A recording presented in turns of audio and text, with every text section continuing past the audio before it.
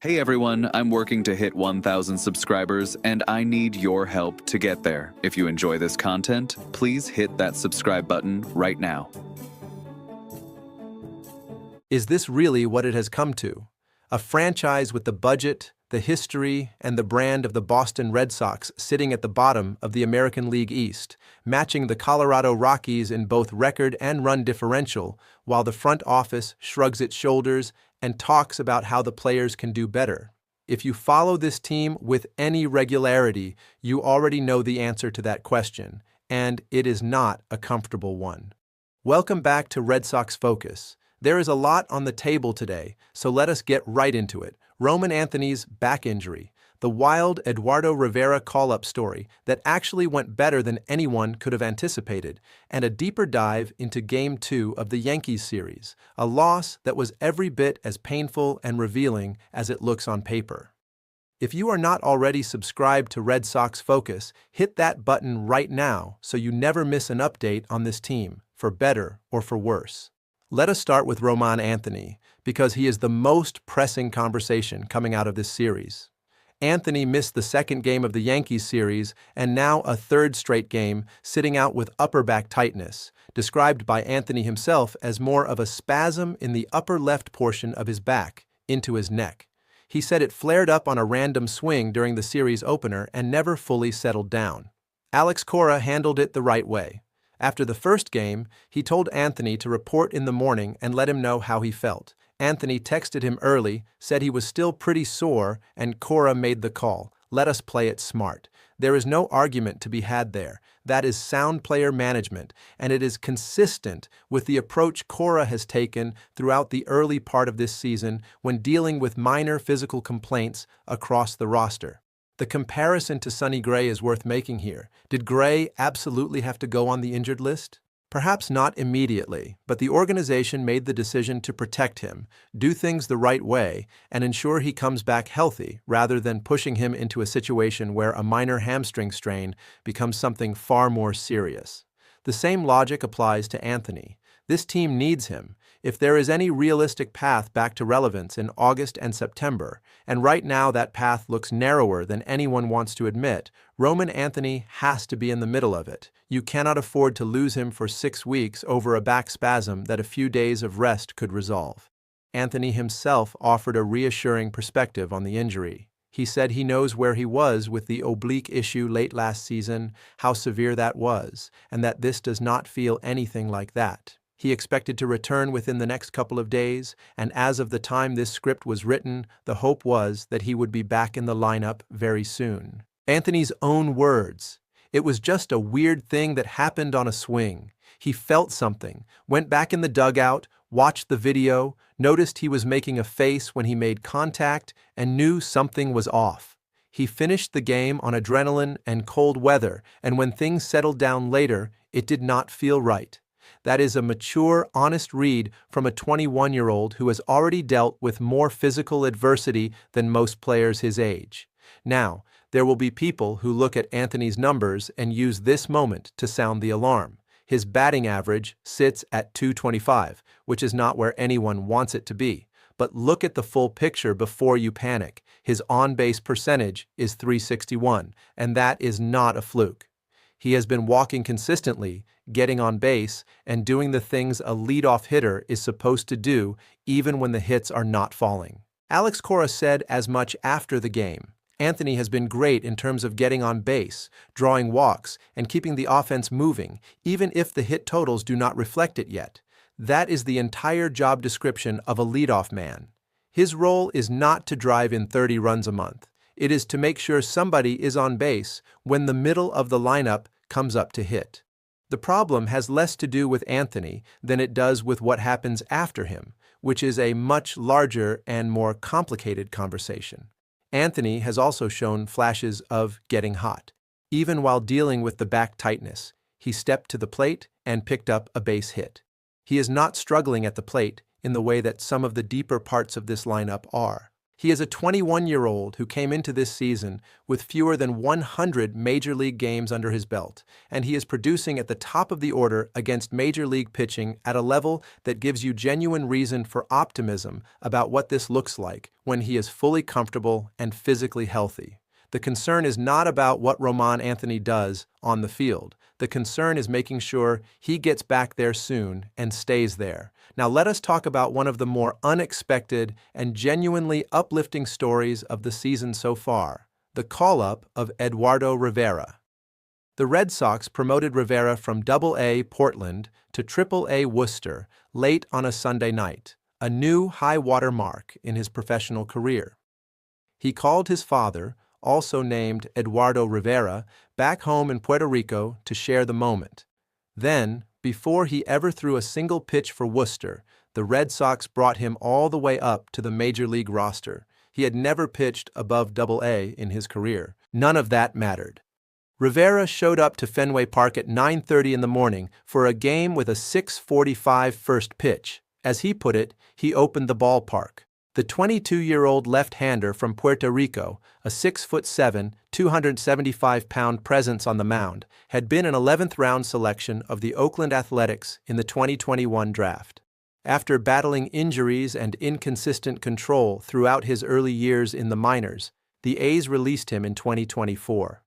The Red Sox signed him 3 weeks later, and what has unfolded since is a credit to both the organization's development staff and Rivera's own resilience.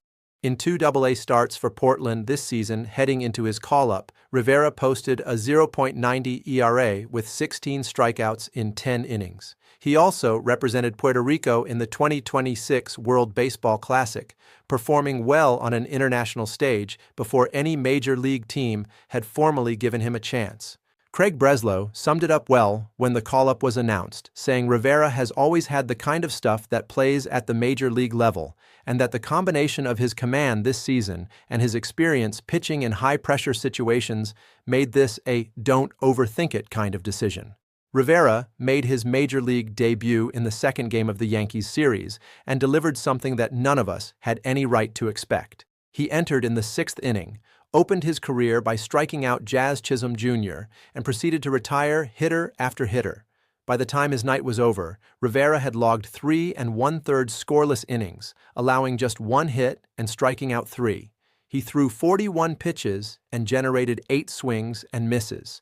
His four-seam fastball averaged nearly 17 inches of induced vertical break. For a pitcher who had never faced a hitter above Double-A, walking into Fenway Park against the Yankees lineup and doing what he did was remarkable. Unfortunately, his father's flight to Boston was canceled, so Eduardo Rivera Sr. was not in the stands to witness the moment live. But the emotion of the occasion was felt throughout the clubhouse, regardless. Rivera said his father is the person who drove him to the field every single day, who was on the other end of every important phone call, and that everything he does on a baseball field is dedicated to him. When the Red Sox clubhouse staff presented Rivera with 2 baseballs, one for his first pitch and one for his first career strikeout, it was a fitting punctuation mark on a day that felt surreal from the moment he arrived. Rivera has since been optioned back to Triple-A Worcester, which was the plan all along. The organization wants to keep him stretched out as a starter in the minor leagues rather than use him as a short relief option at the major league level indefinitely. But what he showed in that debut speaks for itself. A fastball that touches 98 miles per hour, the size and frame the Red Sox covet in their pitching prospects, and the competitive composure to go out and execute against a legitimate major league lineup. Eduardo Rivera is a name you should write down. He will be back. And now the part of the program that nobody enjoys, but nobody can look away from, the game itself. The Red Sox lost Game 2 of the Yankees series by a score of 4-1, and the game felt over before most fans had made it to their seats. Max Fried was brilliant, working 8 shutout innings and striking out 9 hitters on exactly 100 pitches. He was not going to be beaten on this night. But the manner in which the Red Sox lost was as deflating as anything this team has produced in a deeply frustrating early season. Ranger Suarez lasted 4 2/3 innings and allowed 4 runs. He entered the game having not surrendered a run in his previous 14 innings, and the Yankees dismantled that streak almost immediately. Ahmed Rosario crushed a 3-run home run over the Green Monster in the first inning, and the game was effectively over from that point forward. Not because 3 runs is an insurmountable lead, it is not, but because this offense has demonstrated repeatedly and without ambiguity that it is not capable of mounting comebacks against quality pitching. The moment Rosario's ball cleared the wall, a sinking feeling set in that the scoreboard would not look meaningfully different by the 9th inning. That is a damning statement about a roster that is supposed to be competing in one of baseball's premier divisions. The second inning illustrated the problem in its starkest possible form. Jarren Duran led off with a double, and suddenly the Red Sox had runners on second and third with nobody out, a prime opportunity to get back into the game early. Max Fried, to his credit, is among the best pitchers in baseball, and he executed under pressure. But the bottom of Boston's lineup, Caleb Durbin, Connor Wong, and Isaiah Kiner-Falefa, batting back-to-back-to-back, struck out in order, and the inning died without a run scoring. That sequence was not just about Fried being good. It was also about those 3 hitters being unable to put the ball in play in a high-leverage situation, and that is a roster construction problem that no amount of positive reinforcement can paper over. Giancarlo Stanton has made Fenway Park look like a personal playground this series. He went 2 for 4 on Wednesday with 2 doubles, both off the Green Monster, and he spent the entire Yankees series making every Red Sox pitcher look uncomfortable. His career numbers at Fenway, a .318 average with 8 home runs in 40 games at that park, tell you everything you need to know. He is not getting fooled. He is not expanded out of the zone. He is simply a historically powerful hitter who has Boston's number, and right now, this pitching staff does not have a reliable answer for him. The bigger picture here is genuinely alarming. The Red Sox entered this game 9 games below 500 and dead last in the American League East, 6 games behind New York. They have scored 2 runs or fewer in 6 of their last 8 games. They ranked last in all of baseball in home runs, total bases, and slugging percentage through the same stretch. 5 of the 9 hitters in their lineup during this game were batting below 200 at the time. 5. That is not a slump. That is a structural deficiency that runs through the heart of the roster, and no honest evaluation of this team can avoid that conclusion. What makes this particularly difficult to watch is the response from the front office. When asked about the team's struggles, the message coming out of the organization has been some variation of "these are the right players and they will play better than they have." That may be true in isolated cases. Some of these hitters will find their swing. Some of these ERA numbers will improve, and a team this deep in negative territory will almost certainly win more games in the months ahead than it has in April. But the baseline expectation embedded in that response is that the current roster, as currently constructed, is good enough to compete, and the evidence on the field does not support that. The Red Sox are not close. They are not a few hot weeks away from being a serious playoff contender. They are a team with real, systemic problems in lineup construction, and the window to address those problems is already narrowing. Wilson Contreras struck out to end the 8th inning. Caleb Durbin finished the game batting 141 with a .435 OPS, and Jarren Duran, who went 3 for 4 on the night and was clearly Boston's best offensive player, continues to be the lone bright spot in a lineup that desperately needs reinforcements. The Red Sox need bats. They need run production from positions that are currently black holes, and they need it sooner rather than later, because the schedule is not going to get any more forgiving. This is a team that has not been lower than 5 games below 500 at any point in either of the last 2 seasons. They have now broken through that floor and kept going. If there is any silver lining to be found, it is that the American League as a whole has been underwhelming, which means the division and wildcard races remain theoretically within reach. But there is a significant difference between something being theoretically possible and a team taking the concrete steps necessary to make it happen. Right now, the Red Sox are not taking those steps. They are watching the standings get worse, while waiting for regression to carry them back to respectability. That is where things stand on Red Sox Focus today. Román Anthony should be back in the lineup soon, and when he is, he gives this team a legitimate offensive threat to build around at the top of the order.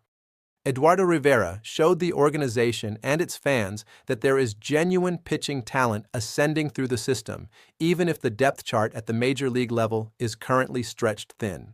And the Yankees series, taken as a whole, painted an honest portrait of a team that has significant ground to make up, not just in the standings, but in the quality of the product it puts on the field. If you found value in today's breakdown, make sure you are subscribed to Red Sox Focus and leave a comment below with your thoughts on where this team goes from here. Are you still holding out hope, or has this start pushed you into full sell mode? Let the community know. We are here every day covering this team through the highs and the very long lows, and we are not going anywhere. Until next time. Hey everyone, I'm working to hit 1,000 subscribers and I need your help to get there. If you enjoy this content, please hit that subscribe button right now.